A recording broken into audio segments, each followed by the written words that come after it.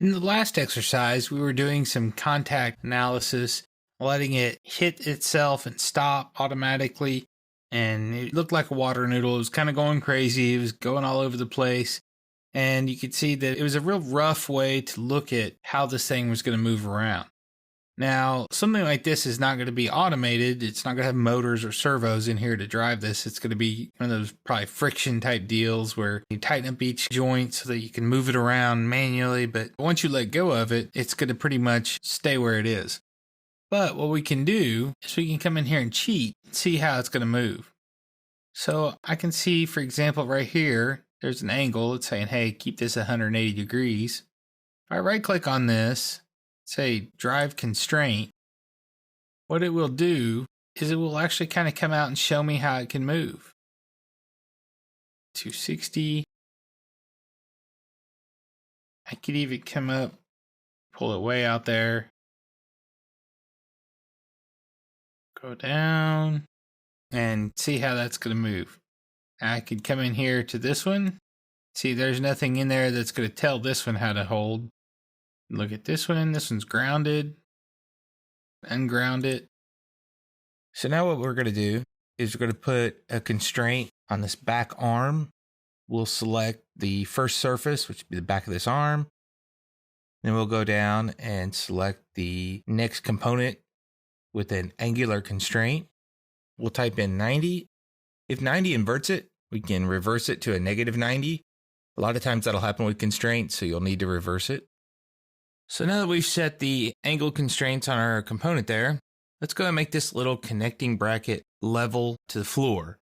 The way I'm going to do that is we'll move this up and we will select the constraint option. We'll select the top of that little connecting bracket, and I'll use the top of the wall mount as a good flush level. We'll set it to a angular constraint. And you may have to reselect here if it forgot one of them. And we'll use the first solution and we'll hit apply. And that puts a 0 or a flat constraint on there, making it parallel to the wall mount. So now the reason I did that is that's going to hold that level. So if I come in here and I drive this constraint, test it a little bit here. You can see what it's doing is it's kind of holding this one level for me. So I can drive a couple constraints. I could drive that one and come in here and drive this one. That's what it's going to look like when this thing extends out. Even go to the extreme there and go the other way around. So I can say, wait, you know what? I don't like it when it goes all the way around like that. I can do another constraint. Say that. Do the same trick we just did with the level. Okay. Now I can drive this constraint again. Drive this constraint. And you can see it's actually holding the monitor level like it would in the real world if you were pulling it out straight. See, pull it way out there. See what it's going to look like. You can see it violates itself. Well, how do I tell if it's going to violate itself?